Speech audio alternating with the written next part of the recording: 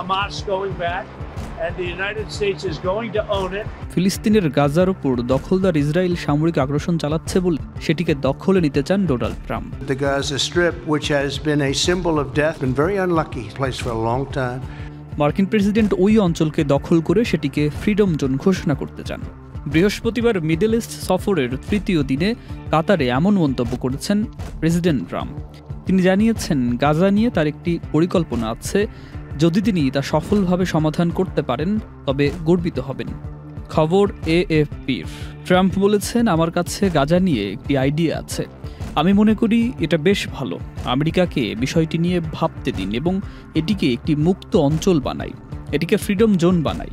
মার্কিন প্রেসিডেন্ট আরও বলেন, ইউনাইটেড স্টেটস যদি এটি পায় তবে গর্বিত হবে। যমুনা ইলেকট্রনিক্স ঈদে ডাবল খুশি অফার সিজন 3, যে কোনো পণ্য কিনলেই পাচ্ছেন নিশ্চিত ঈদ উপহার। আমেরিকা এটি নিয়ে নিক, দখল করুক এবং এটিকে ফ্রিডম জোন বানাক।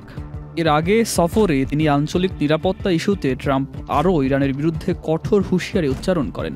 তিনি বলেন, ইরান যদি নতুন পারমাণবিক চুক্তিতে রাজি না হয় তবে তার দেশের বিরুদ্ধে আরও ব্যাপক সর্বোচ্চ চাপ প্রয়োগ করা হবে। ট্রাম্প আরও বলেন, আমি ইরানের তেল রপ্তানি আরও শূন্যে নামিয়ে আনব। সময় খুব কম, তাদের এখনই সিদ্ধান্ত নিতে হবে। যদিও ট্রাম্পের চলমান মধ্যপ্রাচ্য সফরে ইসরায়েল সফরের কোনো কর্মসূচি নেই, তবে তার বক্তব্য স্পষ্ট, এই অঞ্চলের কূটনীতিতে তিনি দ্বিতীয় মেয়াদেও সক্রিয় ভূমিকা রাখতে আগ্রহী।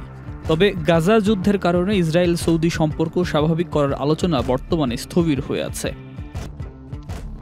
সুকান্ত সরকার, চ্যানেল আই।